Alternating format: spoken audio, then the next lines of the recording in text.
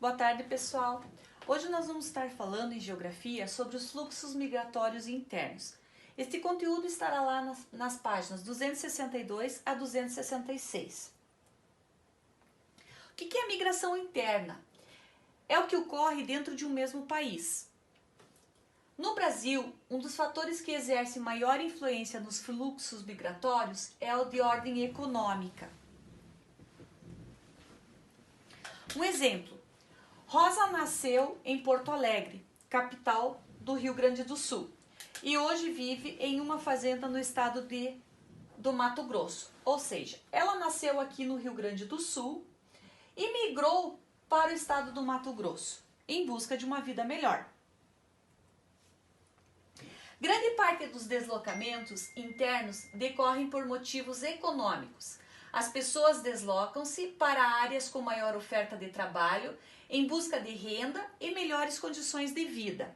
Então aqui a gente está vendo aqui as pessoas saindo, de um lugar para ir ao outro em busca de melhores condições de vida. Nos séculos 16 e 17, a população concentrava-se próximo ao litoral, onde era produzido o açúcar. Vejo aqui nessas áreas, o verdinho aqui era onde eram produzidos o açúcar.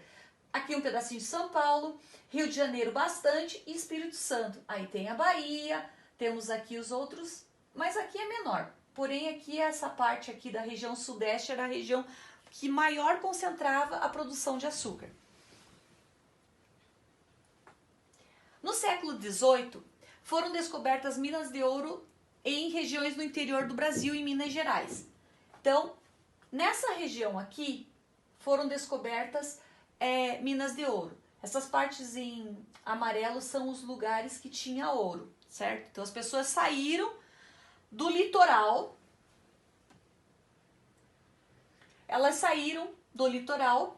onde era produzido o açúcar, e ainda outros locais, assim como Portugal, e migraram para lá, para Minas Gerais. Tudo por quê? Tudo em busca de uma vida melhor, condições de uma vida melhor. No século XIX, muitos nordestinos migraram para a região norte do país em busca de trabalho na extração do látex, material utilizado para produzir a borracha. Então aqui a gente tem os seringueiros, que é aquele que extrai o látex das seringueiras e viabiliza sua transformação em borracha natural. Então eles saíram lá da região nordeste e foram para a região norte também em busca de uma vida melhor.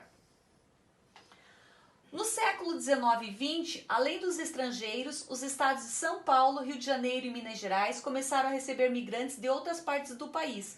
Muitas dessas pessoas eram atraídos pela possibilidade de trabalhar nas lavouras de café.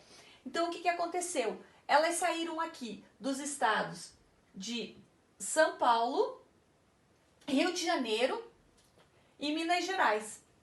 E começaram a migrar para outras partes do país. Então foram para outros locais em busca de vida melhor.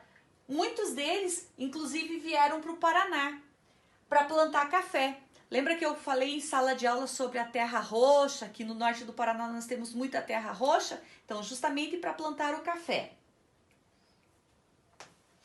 Os ganhos obtidos nas lavouras de café foram investidos nas indústrias que começavam a se formar. Além disso, as linhas de trem que eram utilizadas para o escoamento da produção de café foram importantes para transportar as mercadorias que eram produzidas nas indústrias. Então, olhem o tanto de indústria que cresceu aqui nessa parte. São Paulo, Rio de Janeiro, Minas, Paraná, Santa Catarina e Rio Grande do Sul. O que aconteceu? As indústrias, elas atraíram muitas pessoas, por quê? Porque onde a indústria há trabalho, então vamos lá atrás de trabalho. Então o que aconteceu? Aconteceu a grande migração.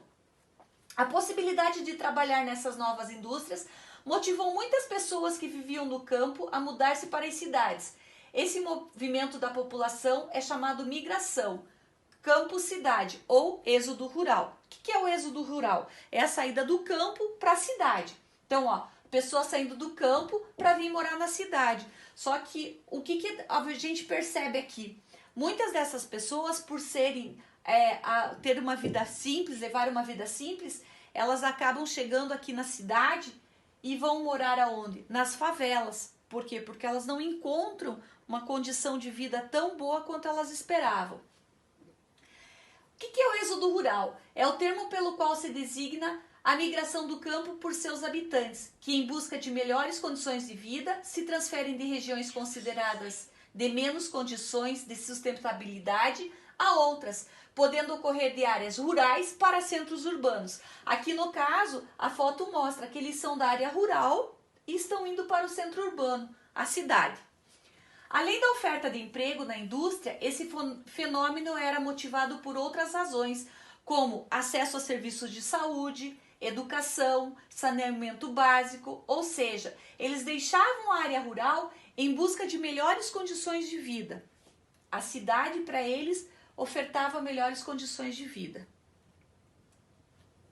Uma curiosidade: o desenvolvimento do agronegócio foi um dos fatores que contribuiu para a mudança, pois motivou a disponibilização de muitos serviços no campo, melhorando as condições de vida das pessoas que vivem nessas áreas. Porém, ainda há lugares com precárias condições e ausência do poder público na oferta de serviços básicos, como infraestrutura e escolas. Durante todo o século XX, grande parte dos migrantes que chegaram aos estados de São Paulo e Rio de Janeiro partiram do Nordeste.